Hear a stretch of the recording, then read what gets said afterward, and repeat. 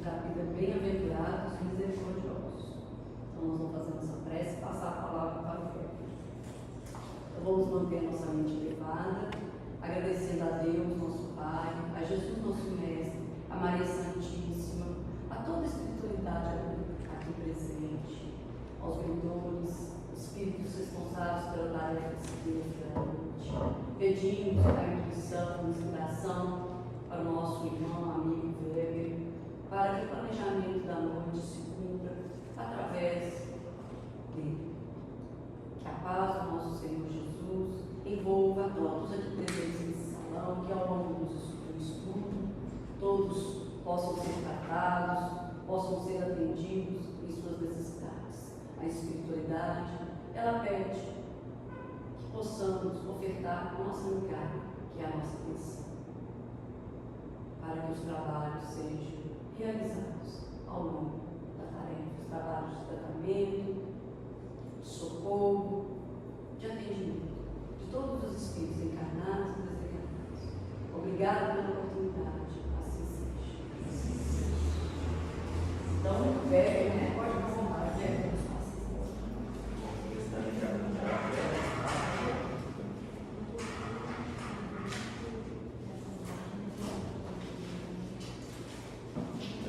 Então, gente, nós vamos dar continuidade ao estudo do capítulo 10 do Evangelho segundo o Espiritismo. Antes de mais nada, é importante falar, né? Hoje é dia 31 de março de 2025. Estamos na Casa de Francisco, Lausanne, 319, para quem está pela internet. Temos estudos todos os dias, né? De segunda a sexta, com exceção na terça-feira, nós temos estudos às 20 horas. Sábado, nós temos grupos de estudo e alguns seminários. Comigo tem estudo às 10 horas da manhã. Então, quem quiser fazer uma visita aí, tem todo dia. Então, o que acontece, pessoal? Nós já estamos falando de misericórdia há muito tempo e sempre acaba de nós tocarmos em assuntos futuros. E esse capítulo, boa parte dele já foi falado. Então, da mesma forma que eu fiz com o perdão, que a gente desmiuçou muito perdão e eu trouxe uma outra visão, agora aqui, quando a gente for falar do argueiro da trabalhadora, eu vou tentar trazer outra ótica. Só que para eu conseguir trazer essa ótica para vocês, eu vou precisar fazer uma revisãozinha do item 6, 5 e 6. Não. Item 7 e 8, e depois a gente vai ver lá do 9 e 10, tá bom? Vamos fazer uma revisão. Então, olha só. O item 7 do capítulo 10 fala do sacrifício mais agradável a Deus. Ele é muito importante nós revisarmos, principalmente porque no dia a dia a gente vai estar lidando muito com a época de quarentena, né? Nós estamos em um país católico, familiares nossos vão fazer essa prática, e é muito relevante quando Kardec fala desse tipo de prática no próprio livro do Evangelho segundo o Espiritismo, e ele traz uma outra reflexão na revista Espírita. E aí eu vou complementar com a ótica de Honório Abreu, que eu acho que é a mais depurada, né? Porque assim, a Kardec não falou tanto quanto o Honório disso, né? Ele deu uma passada, deixou um trecho muito estável para a gente, mas o Honório vai deixar completo para a gente a visão. Então, Mateus capítulo 5, versículo 23 e 24. Se, portanto, quando fores depor vossa oferenda voltar, nos lembrardes de que o vosso irmão tem qualquer coisa contra vós, deixai a vossa dádiva junto ao altar e ide, antes reconciliar-vos com o vosso irmão. Depois, então, voltai a oferecer. Ótimo. Então, qual que é o ensinamento que Cristo dá para a gente no estudo? Olha, existem mais coisas importantes do que os rituais. Existem mais coisas importantes do que os templos, né? E no próprio Espiritismo a gente explica aí, o valor da família, que a verdadeira salvação está na caridade, não está na religião, nós falamos de tudo isso. E a gente vai trazer aqui agora a visão dos espíritos. Pode? Quando diz, ide reconciliar-vos com o vosso irmão, antes de depois a vossa oferenda voltar, Jesus ensina que o sacrifício mais agradável ao Senhor é o que o homem faça do seu próprio ressentimento, que antes de se apresentar para ser por ele perdoado, precisa o homem haver perdoado e reparado o agravo que infligiu a um dos seus irmãos. Ótimo. Gente, a história da humanidade, isso é um fato histórico. Nós, os seres humanos, nós sempre quisemos agradar os deuses, né? Principalmente através de sacrifícios. Né? Até hoje, algumas religiões usam até o sacrifício animal. Então a gente quer sacrificar o nosso dinheiro, a gente quer sacrificar a nossa alimentação, a gente quer sacrificar os nossos hábitos. Mas o sacrifício íntimo é muito pouco feito, né? Aqui no Espiritismo a gente prega esse sacrifício íntimo, mas assim, convenhamos que ainda é difícil, né? Ainda não é uma coisa que é muito clara para a gente, é muito fácil de ser executada. Então, o que Jesus fala para a gente? Olha só, pois quem quiser salvar a sua vida, perdê-la. Isso aqui ele está falando de sacrifício íntimo, né? O velho de hoje, ele não tem espaço em um planeta celestial. Um planeta celestial, um planeta de 12, talvez até um planeta regenerado, não tem espaço para esse homem velho que ele nos fala. Não tem espaço. Então, esse homem velho precisa morrer, de alguma forma. Só que esse homem velho, ele não morre acendendo uma vela, ele não morre fazendo restrição alimentar, ele morre fazendo sacrifício íntimo, que é o que Jesus ensinou para a gente. Olha, pois quem quiser salvar a sua vida, perdê-la. Porque essa vida que há de ser salva, a gente não vive ela. A vida que a gente perde para ser salvo é a que a gente vive hoje. Mas quem perder a sua vida por amor a mim, achará. Então a gente vai achar essa vida que a gente vai ter que conquistar ainda. Então, continuando no Evangelho segundo o Espiritismo. Ele materializou o preceito, porque os judeus ofereciam sacrifícios materiais. Cumpria-lhe conformar suas palavras aos usos ainda em voga. O cristão não oferece dons materiais, pois que espiritualizou o sacrifício. Com isso, porém, o preceito ainda mais força ganha. Ele oferece sua alma a Deus e essa alma tem de ser purificada. Entrando no templo do Senhor, deve ele deixar fora todo sentimento de ódio e de animosidade, todo mau pensamento contra o seu irmão. Só então os anjos levarão sua prece aos pés da terra. Eis aí que ensina Jesus por essas palavras: deixai a vossa oferenda junto do altar e ide primeiro reconciliar-vos com o vosso irmão, se quiserem ser agradável ao Senhor. Gente, olha que frase importantíssima de nós refletirmos sobre. O cristão não oferece dons materiais, pois que espiritualizou o sacrifício. Ao decorrer da caminhada do ser humano, foi muito importante que ele tentasse buscar Deus com as ferramentas que lhe eram permitidas, com a capacidade intelectual que era alcançada, né? Então, sacrificava os animais, sacrificava as coisas. Só de procurar Deus já era um grande mérito, né? E a gente vai ver o que o Paulo fala sobre isso. Mas o que a gente tem que achar de relevante aqui é que se nós tivermos qualquer relação com Deus que venha de uma prática material, nós devemos repensar. O cristão não oferece dons materiais, pois que espiritualizou o sacrifício. Então, o sacrifício cristão, pelo menos até a terceira revelação, né, que é a que a gente tem acesso, é um sacrifício espiritual. Então, a gente tem que repensar muito as nossas relações com Deus se ele não é alguma coisa material, né? Por exemplo, eu vou citar o exemplo da doutrina espírita, que é o mais clássico, para não atacar outras doutrinas, né? O mais clássico de todos é a gente acreditar que um passe só vai funcionar se eu colocar uma camisa branca. É esse tipo de coisa que Deus quer da gente? Você olha, você tem uma missão muito grande na casa de Francisco, você vai encarnar, você vai aprender mexicano. Será que é esse o nosso grande planejamento? De forma alguma, né? É um planejamento espiritual. Só que olha só que é muito mais fácil estar aqui com Deus através da matéria. O que é mais fácil? Eu me transformar moralmente ou eu fazer um jejum alimentar? Estou falando de jejum alimentar recomendado por médicos, tá?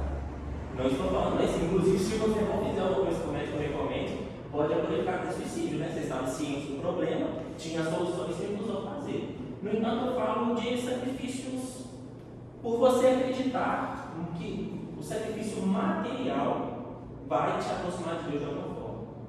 No seu íntimo, cada um tem a liberdade de acreditar em Deus da forma que convém, né? Mas quando a gente fala de uma doutrina, quando a gente fala de algo público, nós temos que ter a fé raciocinada. Nós não atacamos os íntimos dos outros. Mas quando nós falamos em nome do Espiritismo, a gente tem que fazer essa reflexão que Kardec traz para a gente, na Revista Espírita de dezembro de 1868. O objetivo da religião deve ser o desligamento do pensamento das amarras da matéria. Infelizmente, a maioria se afastou deste princípio, à medida que fizeram da religião uma questão de forma. Disso resultou que,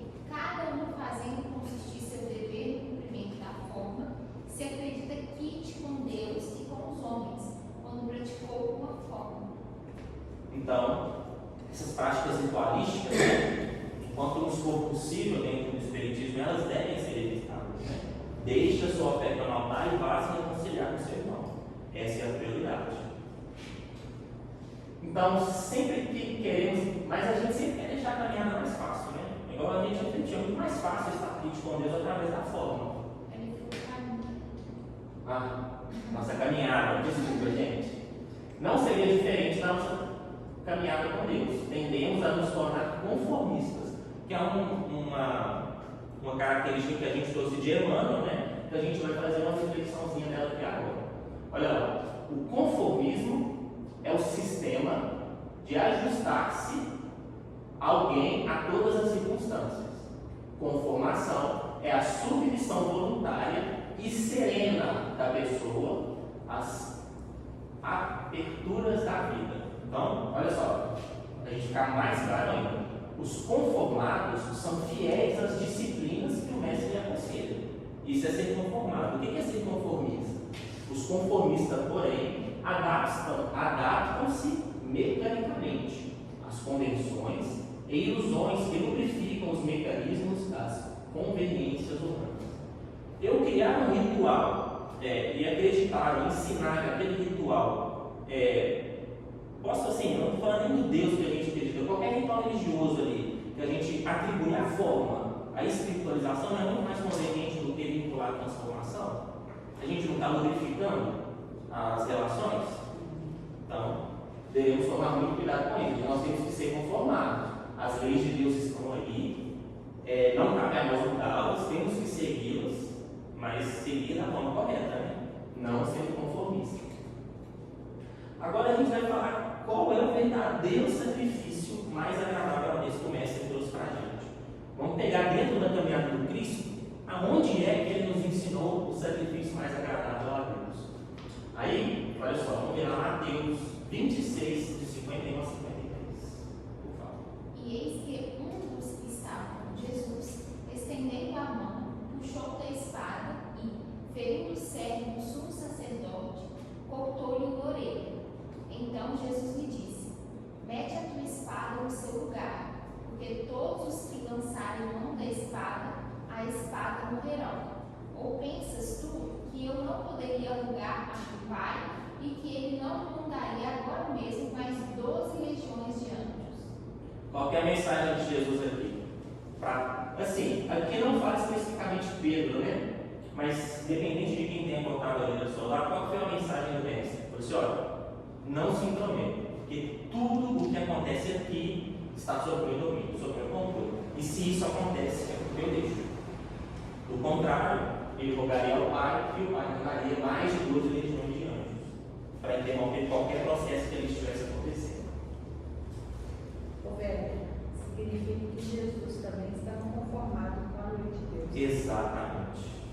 Conformado, não conformista. Não conformado. Seria muito melhor se ele tivesse mandado a legião, falou assim: ó, gente, ó os anjos aí, ó o tanto que eu sou poderoso, agora me obedece. Não. Ele teve uma postura completamente diferente. Porque a lei de Deus exige a melhoria íntima, né? Se ele tivesse feito isso, as pessoas tivessem tido submissão ao mestre por poder, não estaria na lei divina, estaria em outra lei. Mas a lei divina é o aprimoramento, é a transformação. Está corretíssimo, Zezé. Corretíssimo. Aí, mas o mestre, durante toda a sua vida, usou de todas as suas experiências para ensinar. E aí, já chamaram até Jesus de bom. Jesus falou que nem bom ele é. Ele só aceitou um adjetivo, ele só aceitou um elogio, que é esse aqui. Celebrar a gente, por favor. Vós me chamais mestre e Senhor, e dizeis bem, porque eu sou. Pronto. Jesus se declarou mestre. Tudo o que ele fez foi para ensinar, inclusive a sua morte. Apesar de ter, eu vim de uma doutrina espiritualista, que eles falavam uma coisa que eu acho que tem muito a ver com o espiritismo, que lá não, eu quando entrei ela tinha 13 anos de idade. Lá é o lado da Messias, vocês conhecem, né, Márcia? E lá não tem Jesus na cruz. Eu era de uma família muito católica e só tinha Jesus crucificado, né? E eu perguntei lá, pessoal, por que não tem Jesus na cruz aqui? Eu perguntei: Jesus não morreu por nós? Ela falou: não, claro que morreu, mas nos interessa a vida dele. A vida dele, onde tem os maiores ensinamentos, né? Então, a morte de Jesus foi ensinou muito, mas a vida dele importa muito também. E aí, olha só, durante o processo de crucificação, Jesus enfrentou muitas coisas. Eu separei 3 exemplos bíblicos aqui de injúria, injustiça e agressão. E vamos ver como é que ele se comportou diante disso. Injustiça. Apresentaste este homem como pervertedor do povo, e eis que, interrogando-o diante de vós, não achei nele nenhuma culpa, da de que o acusais, nem tampouco Herodes, pois não o tornou a enviar, e eis que não tem feito ele coisa alguma digna de morte. Castigá-lo-ei, pois, e o soltarei. Então, Pilatos dizendo para o povo, né, para os judeus, para os fariseus: este homem não tem culpa de morte. Não tem culpa de morte. Vou castigar e soltá-lo, porque não tem nada na lei romana que me faça matar esse homem. E aí, ele tentou mais 3 vezes. Pilatos tentou essa e mais 3 para não crucificar Jesus. Mas eles instavam com grandes brados, pedindo que fosse crucificado, e prevaleceram os seus clamores. Então Pilatos resolveu atender-lhes o pedido, e soltou-lhes o que fora lançado na prisão por causa de sedição e de homicídio, que era o que eles pediam, mas entregou Jesus à vontade de Deus. Então, gente, não é muita injustiça você ser julgado por um erro que você não cometeu? Ser condenado por um crime que você não foi? Imagina para um Cristo, né? Quão injusto poderia ser para um Cristo perfeito vir na terra, imputar um crime que ele não cometeu, que é aqui, ó, homicídio, é homicídio, né? Isso, homicídio. Gente, Jesus homicida. Foi morto sobre sedição e homicídio. Está lá em Lucas 23. Isso é muita injustiça. E ele sofreu essa injustiça. E teve mais coisa em injúria. Olha só para você ver. Então um dos malfeitores que estavam pendurados blasfemava dele, dizendo: não és tu o Cristo? Salva-te a ti mesmo e a nós. Olha o vínculo que as pessoas têm com o poder, com o controle da matéria, né? Jesus diz para a gente que ele venceu o mundo e não o mundo, né? Essa reflexão sempre. E ele ainda foi injuriado, ainda foi caçoado ainda pelo ladrão que estava com ele, que teve que se transformou em outro não, né? O Dimas e o que não era o Dimas, eu não lembro o nome dele. E teve mais um, olha só, com esses soldados. Os soldados também o escarneciam, chegando-se a ele, oferecendo-lhe vinagre e dizendo: se tu és o rei dos judeus, salva-te a ti mesmo. Por cima dele estava esta inscrição, em letras gregas, romanas e hebraicas: este é o rei dos judeus. Jesus foi crucificado e sobre ele foi colocado uma Maria. Aqui quer dizer, olha o rei dos judeus aqui morto e crucificado. Não é rei de nada. E uma versão aqui também é uma injúria, mas só para a gente exemplificar, tem diversos outros exemplos, assim, não precisa nem citar todos, eu acho que já é conhecido tanto que Jesus foi humilhado em sua crucificação. Os homens que deixiam Jesus zombavam dele e feriam-no, e vendando-lhe os olhos perguntavam, dizendo: profetiza, quem foi que te bateu? E blasfemando diziam muitas outras coisas contra ele. Então, gente, diante a todas essas injustiças, qual foi o sacrifício mais agradável a Deus que Jesus ensinou? Ele sofreu agressões, sofreu injúria, sofreu injustiça. O que ele fez? Olha só. Demonstrou. Pessoal, diante de tudo que vocês estiverem passando, a única solução é o sacrifício último. Ele poderia ter enfrentado, ele poderia ter evitado tudo aquilo ali. Ele é o governador espiritual do planeta Terra. O que ele não poderia ter feito? Não existe nada que ele não poderia ter feito. E ele nos mostrou que o sacrifício de verdade é o sacrifício íntimo. Por isso que quando a gente vai ali atrás, deixa eu só voltar para vocês verem. Ele fala, né? Os Espíritos falam. O cristão não oferece dons materiais, pois espiritualizou o sacrifício. E nós temos aí um exemplo do Mestre, né? Que a sua crucificação foi o maior exemplo de sacrifício íntimo.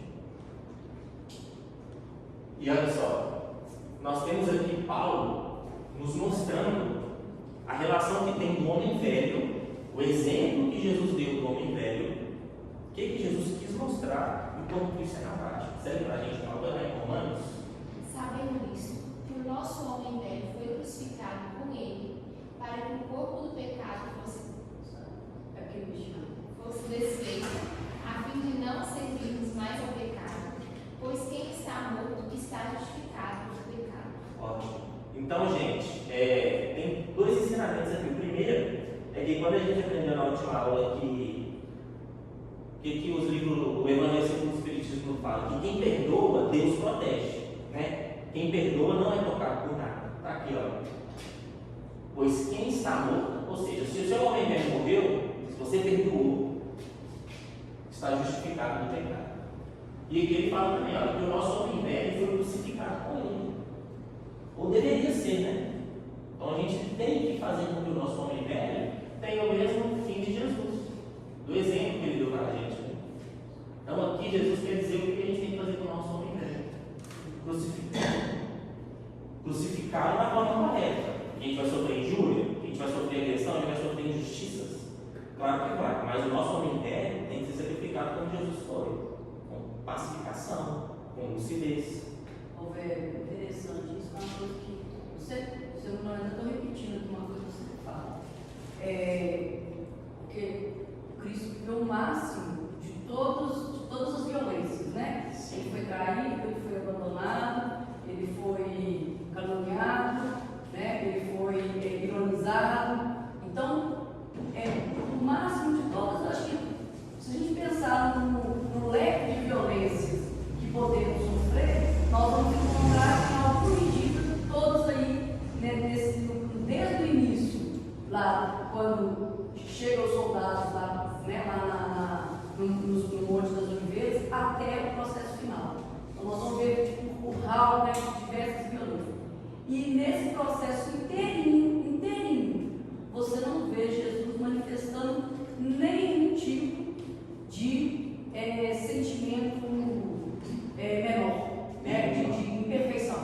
Você não vê indignação, você não vê tristeza, não vê desânimo, não vê revolta, nada. E isso demonstrando o quê? Porque são essas situações que a gente vive de injustiça, de violência, né, qualquer tipo de violência, que vai fazer surgir em nós os sentimentos de desânimo, tristeza, revolta, ira. E aí eu ponto que eu sempre repito: não importa o que o outro fez com a gente, se surgiu dentro da gente qualquer sentimento negativo, isso é nosso. Ah, não, mas ele fez, você viu que... Então, assim, esse exemplo de Jesus, ele demonstra que não se manifesta em perfeição quando não nós temos. Em qualquer situação. A coisa pode parecer mais absurda. Se por dentro de mim surgiu qualquer sentimento negativo, é porque aquilo tem dentro. Ah, não, mas só surgiu porque fulano fez isso comigo. Não, fulano fez, está certo, aquilo é dele, a situação que ele provocou, isso é dele, mas o que surgiu dentro de você a partir da circunstância criada por fulano é seu. Com certeza. Nós não conseguimos exteriorizar o que não está dentro de nós. Se nós exteriorizamos a raiva, dentro de nós é a raiva. Aquela raiva estava escondida. Eu não tinha contato com ela, mas que aquela circunstância me surgiu. Nem contato e nem controle, né? Porque se deixou sair, ela te domina. Então, gente, aí o homem velho, o que a gente tem que fazer com ele, né? Ensinar por Jesus. Porque não há espaço para o homem velho no reino. Tem que sacrificar. Assim, nós não conseguiremos. Assim, é claro que na Bíblia, quando Jesus fala de reino, ele fala do reino mental, né? Mas aqui eu vou tomar uma liberdade poética para falar do reino como se fosse um planeta de angelitude, um planeta feliz. Será que tem espaço para espíritos como a gente? Não tem. Porque a gente vai chegar, vamos supor que a gente vai para um planeta angelical lá. Se com um Jesus a gente já ficou com raiva dele, já imagina se eu tivesse sentado com 100. Aí nós vamos ficar doidos. Por quê? É porque a luz, ela expõe as nossas fraquezas. Né? E a gente vai ver no próximo capítulo, que a gente, nos próximos itens, eu vou falar ainda hoje, que a gente tenta terceirizar a nossa culpa, né? Então chega com Jesus e fala para você, ô velho, você está viciado nisso. O que é mais cômodo? Eu colocar para o bem, não é Jesus que viu que eu estou errado. Foi Jesus, né? Então crucifica. Acabam meus problemas. Se não tiver ninguém para montar no problema, que problema que eu vou ter nenhum, né? Então crucifica e acaba. E essa frase aí, não mais fácil do homem ver no reino, também no questão íntima. Porque o reino dos céus, o reino de Deus que Jesus tanto falou, ele é uma questão íntima. Então, como é que você vai ter esse estado de alma, se você tem por dentro de você, de repente, um sentimento que caracteriza o homem velho? Então, porque esse estado, porque o maior exemplo da crucificação é o reino de Deus dentro de Cristo, porque ele passou por tudo aquilo estando em pleno reino. Exatamente, e nunca saiu do reino. E nunca saiu do reino. Nunca saiu. Porque aquilo já era uma conquista, não era uma situação assim que dependia de circunstâncias externas para que ele se mantivesse nesse reino. Aquele reino, não importa se ele estivesse habitando num mundo ditoso ou num mundo de prova e expiação. Se ele estivesse vivendo circunstâncias de mundo ditoso ou circunstâncias de mundo de prova e expiação. O reino de Deus já estava instaurado dentro deles. Né? Aonde o Cristo fosse, estaria dentro dele no planeta diante do Pai. Porque ele já não tinha mais qualquer manifestação de homem velho. Então, é uma coisa que foi até falado, acho que foi no estudo. Por exemplo, a raiva. A raiva já é o próprio castigo. Porque ninguém é feliz, ninguém tem um estado de bem-estar sentindo raiva.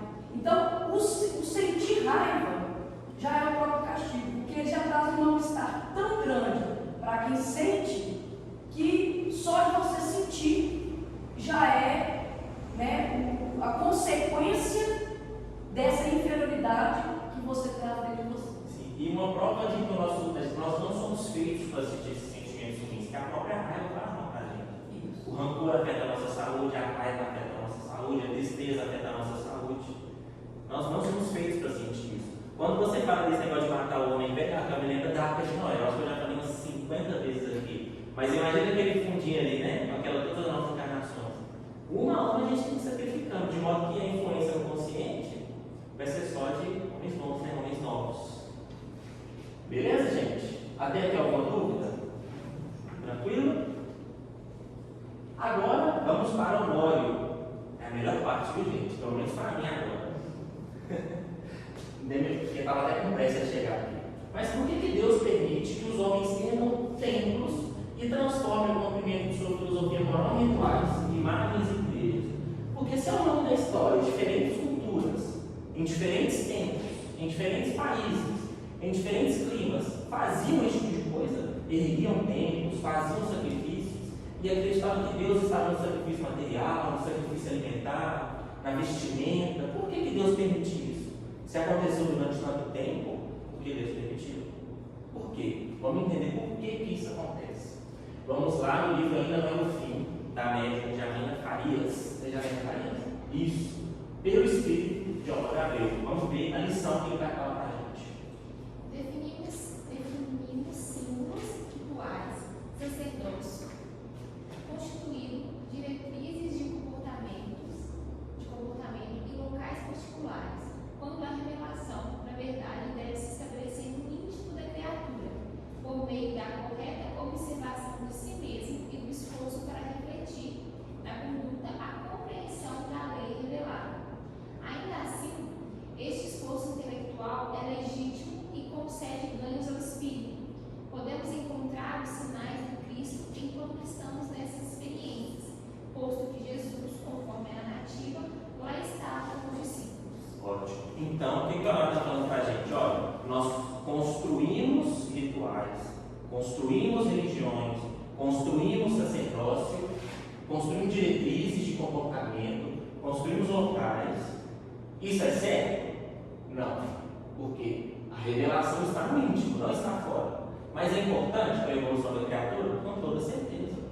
Igual quando a gente vê leis da física, a gente nunca aprende a lei da física certinho. Quando a gente aprende física lá de primeira a quarta série, a gente aprende, por exemplo, que a gravidade é 10 metros por segundo. Quando a gente chega no ensino médio, a gente fala assim, ó, mentira para você, não é 10.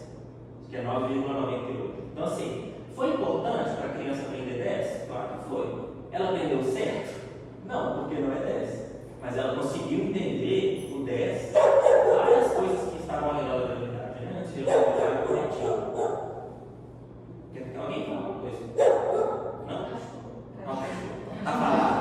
Na casa de Francisco pode. Eu não gosto de falar na casa de Francisco. Vamos continuar agora. Mas é preciso que haja a desconstrução do que é material. Embora o templo esteja em um monte, como também está o altar na natureza, há um vale entre eles com ocorrências de enchentes e enxurradas. A exemplo de Jesus, devemos seguir para Getsemane, vencendo o vale. No próximo altar, não veremos mais a construção de acácia e ouro, mas o templo vivo de Deus, que é o Cristo. Ou seja, nossas experimentações precisam nos preparar para a verdadeira adoração, em espírito e verdade, conforme posto no Evangelho de João 4:23. Gente, olha só, isso aqui é muito importante a gente refletir. Olha o que ele fala aqui, ó. Embora o templo esteja em um monte, como também está o altar da natureza, o que ele está falando para a gente? Olha, realmente, subir até o monte, como eles faziam antigamente, foi importante. Agora é só lá no monte que Deus está? Não, não é. Mas aquele ato de subir foi muito importante para aquela pessoa. Ela acreditava que se ela subisse no monte, Deus ia estar mais perto dela. Coitado de quem ficou lá embaixo, né? Deus só ouvia quem estava lá em cima?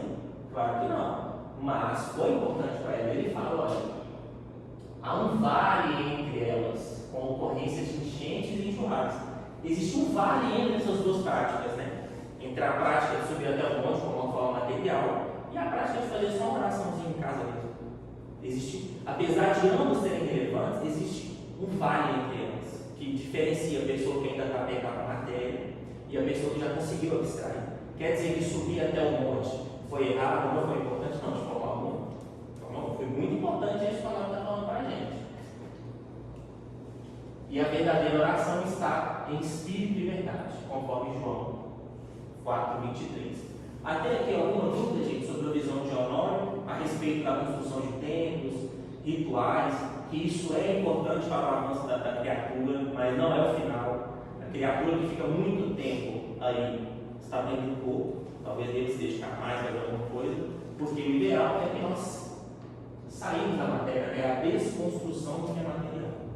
Eu penso que isso aí, como por exemplo, hoje, no nosso nível evolutivo, nós precisamos das casas religiosas. Com certeza. Para sentir que estamos, né, entrando, né, aprender, que estamos em comunhão com Deus e tudo mais. Mas isso é uma situação, acredito eu, passageira. Né? Isso tem a ver, eu penso que no mundo de idoso, a gente não pode falar que a gente não sabe o que é, mas que lá não deve ter casas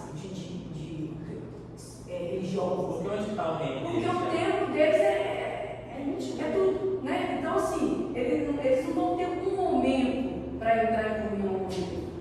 A comunhão com Deus, ela se dá a todo momento, né? Então, por exemplo, assim como nesse tempo, subir ao monte é importante, né? Porque sentia toda aquela coisa toda, hoje para nós é importante a existência dos templos, dos locais, né? A gente não vê o seu espírito como tempo, mas dos locais que a gente possa manifestar nossa espiritualização, porque para o nosso grau evolutivo, se a gente não tivesse isso, seria muito ruim para nós, porque nós precisamos de materializar. Eu vou lá para o centro espírita, né, e é importante que venha, assista a reunião, né, e fique nesse momento aqui, porque para o nosso grau evolutivo é muito difícil a gente desenvolver a nossa espiritualidade, a nossa espiritualização, esse religar com Deus, né, que é essa verdadeira função da religião, se não tiver esses ambientes. Mas eu acho que a gente olhar para esses ambientes e pensar, isso é transitório, para que a gente não se apegue aos templos de pedra, não se apegue às paredes de centro espírita, não se apegue a uma religião, eu sou espírita, eu sou evangélica, eu sou católica. Pensar, isso é só um estágio transitório, necessário do grau evolutivo em que nós estamos. Hoje o nosso monte, né, que a Honório fala aqui, olha, o monte é legal, mas tem um vale gigantesco entre o monte e a realidade. É o nosso centro espírita hoje. Quer ver, olha, quando eu conheci o Espiritismo, deve fazer quantos anos? 3 anos? 2 anos, né? Quase 3. Eu tive uma transformação moral assim, gigantesca na minha vida. Agora, quer dizer, o que tem de diferente aqui no centro espírita que os mentores não podiam me dar de casa? Nada. É a parede do centro espírita que torna isso aqui sagrado? Não é. Né? Mas existem coisas que eu não encontro em casa, talvez no convívio, que futuramente eu vou encontrar, que é transitório. Inclusive, nesse próprio livro, Honório Abreu fala sobre o sermão profético, que Jesus olha para o templo, né? E fala, não vai restar pedra sobre pedra. Só que ele não está falando só daquele templo judeu, ele está falando da igreja católica, ele está falando do evangelho, está falando do espiritismo. Isso aqui vai mudar. Igual você falou, o templo, a ideia é que cada vez mais o templo vai vir para o nosso último, né? Só que isso, infelizmente, né? Não sei se são assim a encarnação ainda para chegar lá. E Jesus já profetizou isso na conversa lá com a mulher samaritana. Chegará o tempo em que Deus não vai ser adorado nem no templo de Jerusalém, nem no templo, né? E sim em espírito e verdade. Exatamente. Mas esse tempo. Estamos quase, Raquel, estamos quase. Acho que só mais uns 5 milhões de anos já começa a entender isso. Mas você está corretíssima, Raquel. E aí vamos ver lá o que está escrito em João 24, né? Que o Olavo traz para a gente. Mas a hora vem, e agora é, em que os verdadeiros adoradores adorarão o Pai em espírito e em verdade. Porque o Pai procura a tais que assim o adoram. Deus é espírito e é necessário que os que o adorem em espírito e em verdade. Replicou-lhe a mulher: Eu sei que vem o Messias, que se chama o Cristo. Quando ele vier, há de nos anunciar todas as coisas. Disse Jesus: Eu o sou, eu que falo contigo. Então fica até arrepiado. Quando Jesus se autodeclara o Messias, eu acho tão lindo. Assim, eu vejo naquela série de The Chosen lá, né? Eu fico até arrepiado. Eu acho muito bonito quando ele vem e fala assim: Eu sou o Messias, está tudo sob controle. A gente não entendeu muito bem na época, né? Acabou morrendo. Mas hoje a gente está entendendo. Nós não. Oi? Nós não. Nosso orgulho, né? Perigoso, expor a fraqueza dos outros é muito delicado, né? Até sendo um Cristo. Não que ele tenha feito errado, né? Quem sou eu? Então, olha só. Mas a hora vem, e agora é em que os verdadeiros adoradores adorarão o Pai em espírito e em verdade. Então, a verdadeira adoração que se tem a Deus é uma adoração espiritual. Quanto mais o tempo passa, mais nós temos que desmaterializar essa condição. Mas não se trata do que as igrejas têm em comum a natureza íntima de Deus, mas sim com o que ainda somos capazes de processar intelectualmente. A gente constrói igrejas, é porque é igreja que tem Deus? Não, mas é porque é igreja? Não. A gente entende Deus de outra forma. Nosso primeiro Deus foi a matéria. Se você for ver historicamente, você viu, eu até pensei em colocar isso no estudo, mas ia ficar muito denso. Mas eu vou falar mesmo assim. Historicamente, na humanidade, a adoração a espíritos maldosos é mais antiga do que a adoração a espíritos bons.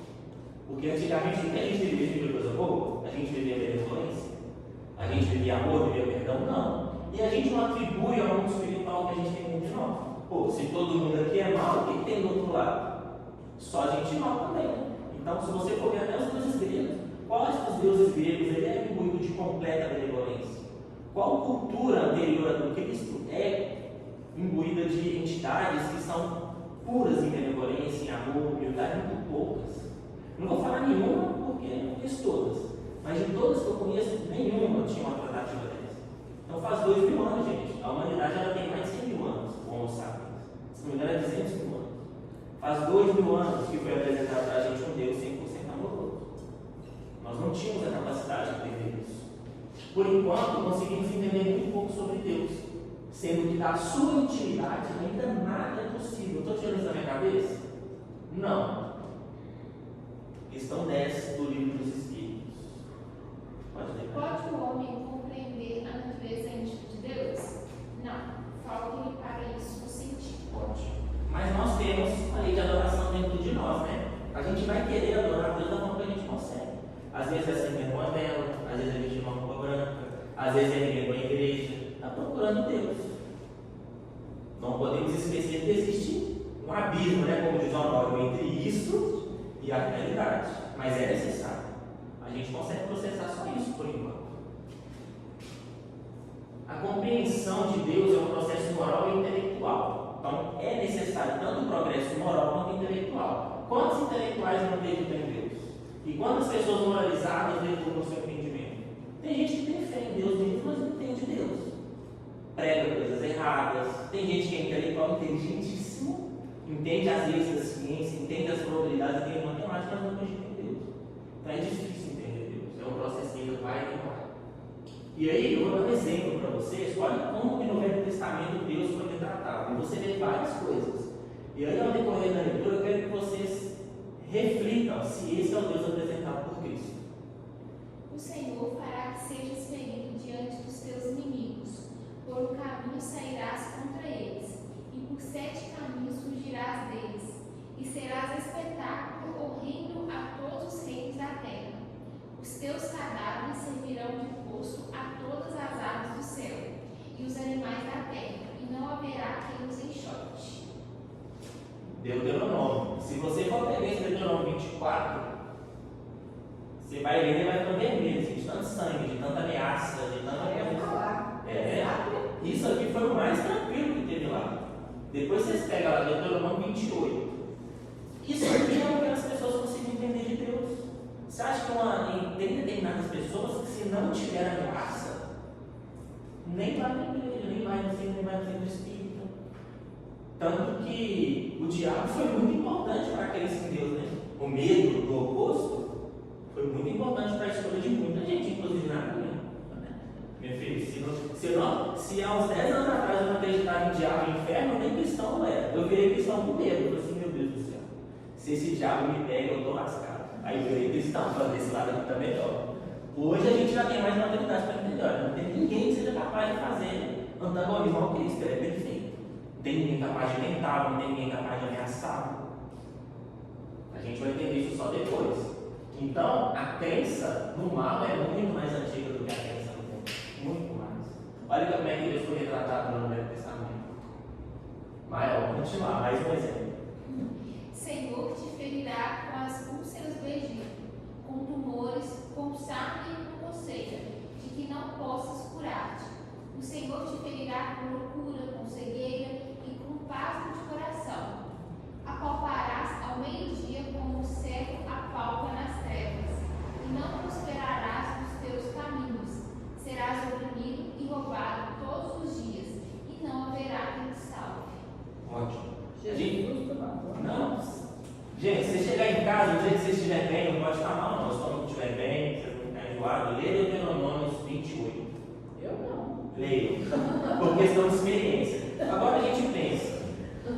Quando a gente estuda mediunidade, isso aqui foi escrito por um profeta, que é um médium. Quando a gente estuda mediunidade, a mensagem do médium é puramente dos espíritos? Não, né? Parte do médium. Então, a visão que esse médium tinha de Deus, eu posso dizer que era parecida com isso, não era? Não só dele, como talvez a maioria das pessoas que convivem naquela época. Que a gente sempre quer dar a Deus, né? Parte da gente. A gente sente ódio, então Deus vai sentir também. A gente ameaça, então Deus vai ameaçar.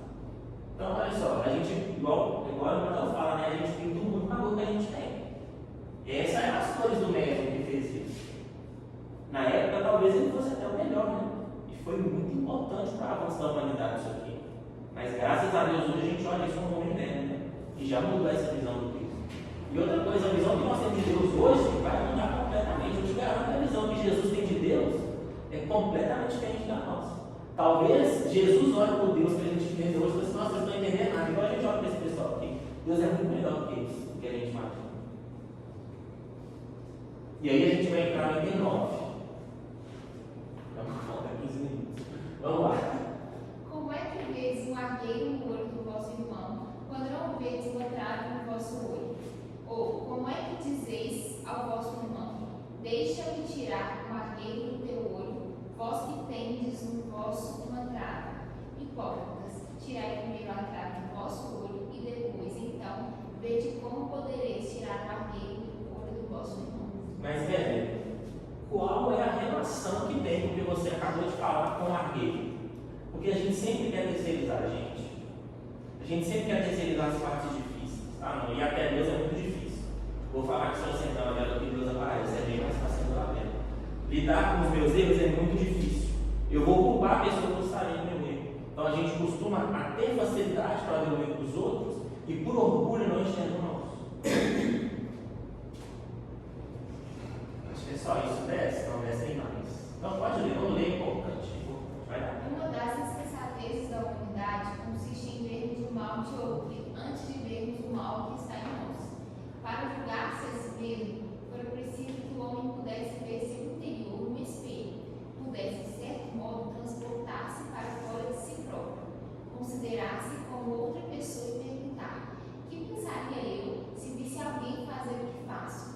Incontestavelmente, é o orgulho que induz o homem a dissimular para si mesmo os seus defeitos, tanto morais quanto físicos.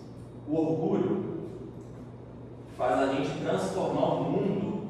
A gente vive uma ilusão de que o mundo é o que a gente acha que é. E a gente confunde a realidade com o que a gente quer que seja. Então nós temos a ideia, por exemplo, eu vou falar brevemente sobre até a criação dessa figura mitológica que é o diabo, o Satanás. Por quê? Porque, poxa, eu sou uma pessoa tão boa, eu vou errar. Se eu errei é por causa do diabo. Eu não erro. Foi ele que me induziu. Eu sou perfeito. Né? Então, eu consigo enxergar o problema no diabo, mas não vejo problema comigo. Semelhante insensatez é essencialmente contrária à verdade, porquanto a verdadeira caridade é modesta, simples e indulgente. Caridade orgulhosa é um contrassenso, visto que esses dois sentimentos se neutralizam um ao outro. Com efeito, como poderá um homem bastante presunçoso para acreditar na importância da sua personalidade e na supremacia das suas qualidades, possuir ao mesmo tempo a abnegação bastante para fazer ressaltar em outrem o bem que eclipsaria em vez do mal que exalçaria? Por isso mesmo, porque é o pai de muitos vícios, o orgulho é também a negação de muitas virtudes. Ele se encontra na base e como móvel de quase todas as relações humanas. Essa é a razão por que Jesus se empenhou tanto em combater, como principal obstáculo ao progresso. Então, em diversas partes do Evangelho segundo o Espiritismo, é retratado que o orgulho é o maior inimigo do progresso. E aqui, o que eu acho muito interessante era isso, olha, acreditar na importância de sua personalidade e na supremacia de suas qualidades. Eu não erro, se eu errei foi porque fulano fez isso. Eu errei porque eu estava sitiado, eu errei por causa disso e daquilo. Não é isso que o Espiritismo ensina para a gente. Sempre queremos ser conformistas. Né? Um excelente exemplo disso é a criação literária do diabo e de Satanás.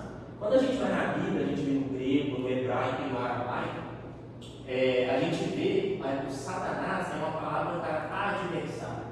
Em diversos locais do Velho Testamento a gente vê essa palavra sendo usada como um substantivo. Ela foi virar nome próprio muitas eras depois, se não me engano, 400 anos depois. Na compreensão de os próprios judeus não acreditam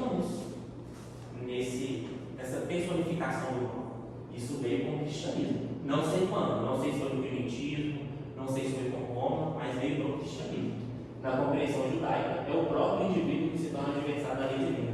Eu vi muita coisa de judeu que ele achou esquisito vocês que de judeu. Eu vi um monte de rabino judeu falando exatamente isso aqui que eu trazer para vocês. Então, lá, diabolos no grego, Satã no hebraico e Satã no aramaico. Agora, eu vou afirmar uma coisa para vocês: seria impossível qualquer ser que habite a terra, seja no plano espiritual, seja no plano menos denso, mais denso, que seja capaz de fazer antagonismo ao Cristo. Quando a gente fala que a gente é espírita, a gente tem esse sujeito aqui, olha, como o supremo governador do planeta Terra. E nada que acontece aqui está fora do controle dele. Se algo acontece por aqui, é porque ele permite. Então, quando a gente acredita nessa figura que faz antagonismo a nós mesmos, só pode ser a gente, que é como os judeus acreditam. Esse adversário ele é íntimo. E a gente também acredita nisso, né? Qual é o maior adversário do progresso? Nós mesmos.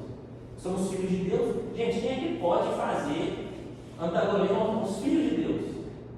Se não ele próprio. Não tem.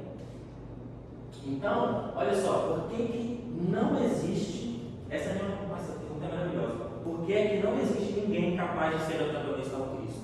Pergunta 625 do Livro dos Espíritos. Qual o tipo mais defeito que Deus tem oferecido ao homem para me servir de guia e modelo? Alguém sabe? Eu devia ter feito sem a resposta, né? Mas todo mundo devia saber, eu espero. Todo mundo sabia essa resposta? Isso é novidade. Você está falando do adversário aqui, estava ouvindo outro dia uma pessoa fazendo uma avaliação que as religiões falam muito do diabo, falam muito do demônio, e que a que menos fala é o Espiritismo. Porque a gente fala de Jesus, a gente fala dos espíritos de luz, e aí é raríssimo na doutrina você falar de diabo, de Satanás, de capeta, seja lá o que for. E as outras religiões você fica o tempo inteiro. Eles precisam amedrontar para trazer a pessoa para perto de Deus.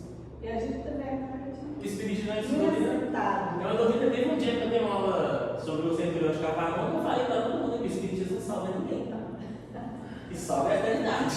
Você pode vir aqui, você pode aprender os livros todos aqui, ó. Você não pode ficar na eternidade. Já é. E é muito bom ter essa liberdade, né? Porque é muito bom quando você faz alguma coisa sem ameaça, sem coerção. É maravilhoso. Olha, não existe personificação do mal aqui culpado. Apesar de nos parecer muito cômodo uma entidade que seja culpada por todo o mal que acontece. Ao mal praticado, a culpa será nossa. Então, o Espiritismo ensina sobre responsabilidade. Você não vai encontrar nenhuma passagem de Kardec, em nenhum lugar, onde Kardec atribui a culpa do mal praticado a uma influência externa. É íntimo, transformação é íntima, é um homem velho que está fazendo mal. Então, sacrifica ele o mais rápido possível. Isso é uma coisa muito importante, porque muitas pessoas, a gente está falando de ameaças, né?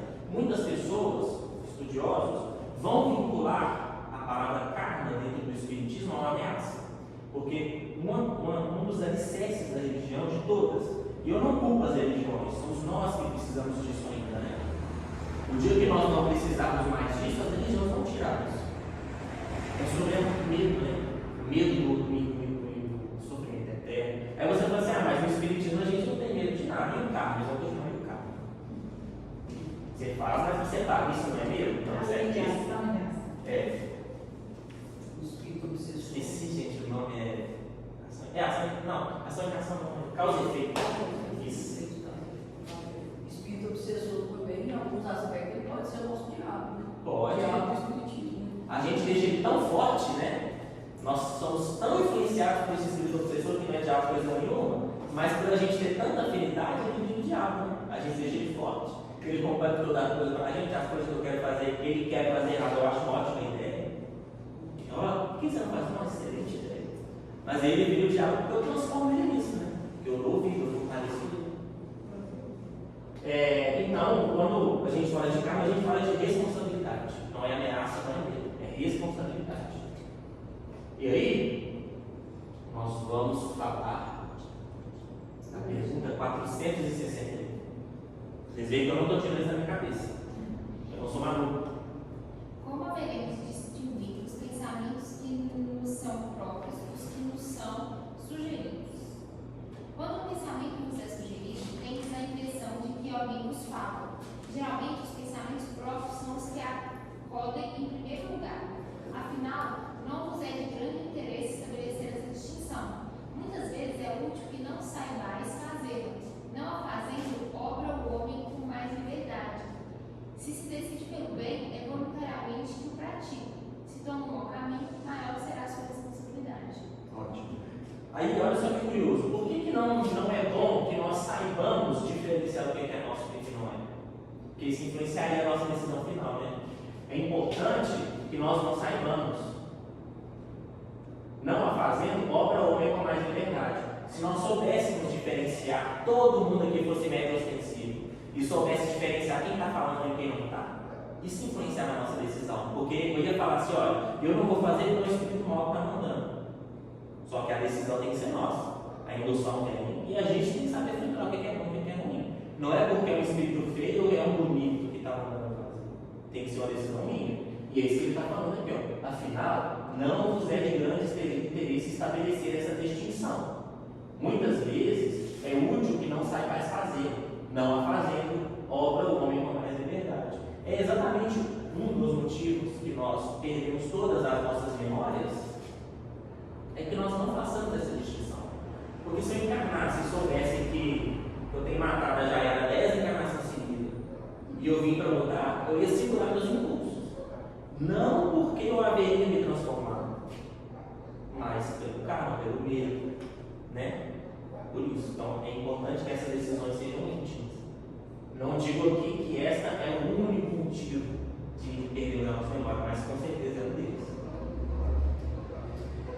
E aí, vamos lá para Mateus 7, de novo, para a gente refrescar a memória sobre o que a gente está estudando. E por que vês o argueiro no olho do teu irmão e não reparas na trave que está no teu olho?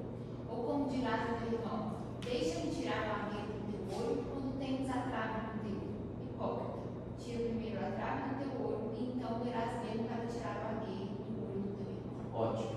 Nós temos aqui 3 pontos importantíssimos nesse versículo: o olho, a trave e o argueiro. O argueiro é uma parte pequena, tá? É um cisco. Por isso que algumas traduções falam até cisco. E a trave já é algo grande. O que ele está querendo dizer para a gente? Quando a gente fala de olho na Bíblia, nós estamos falando do único sentido fisiológico que necessita de luz. Eu consigo sentir cheiro no escuro, eu consigo sentir gosto no escuro, eu consigo ouvir no escuro, eu consigo ver o meu tato no escuro, mas o olho eu não consigo. E quando a gente fala de luz e trevas, né, é literalmente isso, luz e trevas. Então o olho é o nosso sentido que, para ser bem usado, necessita de luz. Então quando Jesus fala de olho, ele sempre estará, sempre é muito forte, né? Eu não conheço todos, mas todos os que eu conheço da Bíblia, ele está fazendo uma analogia ao conhecimento do bem e do mal, né? Sabe o que é luz, sabe o que é trevas. Então, quando a pessoa não é capaz de enxergar uma trave no olho, né, não seria muito mais óbvio eu enxergar uma placa no rosto do que um cisco da Jaiara? É porque, na verdade, eu não estou vendo nada, né? Porque não tem distinção para mim entre a trave que está na minha frente e o cisco que está no olho da Jaiara. Então, quando Jesus fala isso, ele está falando de um cego que não vê os próprios erros e imagina o erro dela, porque ele acha que tem um cisco ali, porque ele não vê a própria trave. É o que a gente falou anteriormente, né? A gente quer terceirizar a culpa.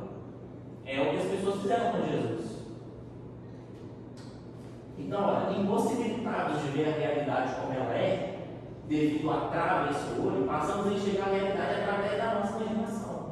Então, a realidade, ao invés de virar o que ela vive o que nós imaginamos, de como queremos que ela seja, confundindo a nossa crença com a realidade. Então, eu não estou vendo nem o meu defeito e eu estou querendo falar o defeito da Jaiara. Por isso que ele fala aqui, olha, hipócrita.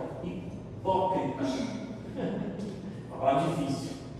Tira primeiro a trave do teu olho e então verás. É um cego, né?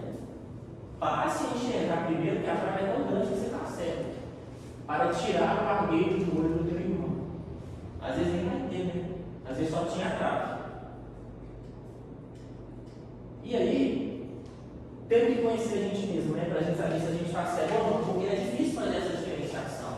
Porque o tempo todo a gente está especulando o que o outro pensa, o tempo todo a gente está especulando o que o outro vai fazer, o tempo todo a gente está especulando o que vai acontecer amanhã. E aí, às vezes, o que eu imaginei para amanhã acontece no que eu especulei, e eu acho que o que eu especulei é verdade.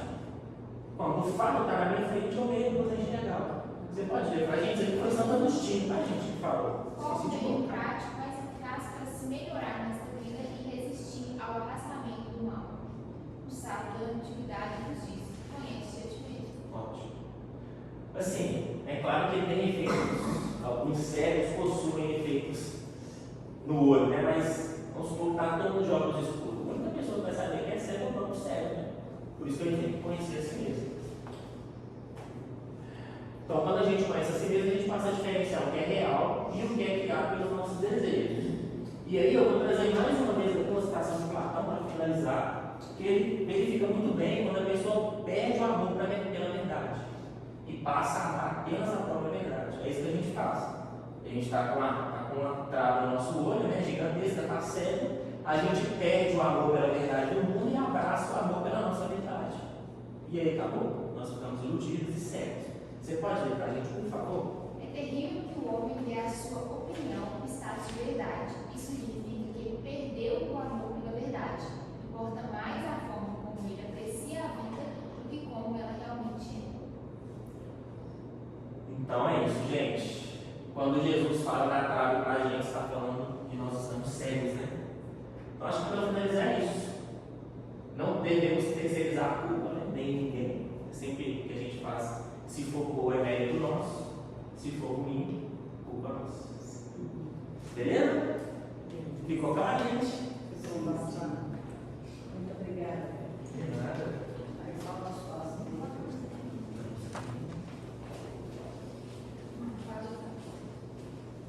Aí agora nós vamos ter um passe, vai ser de 2 ou 3. Então vai ser de 3 em 3. Podem se posicionando aqui.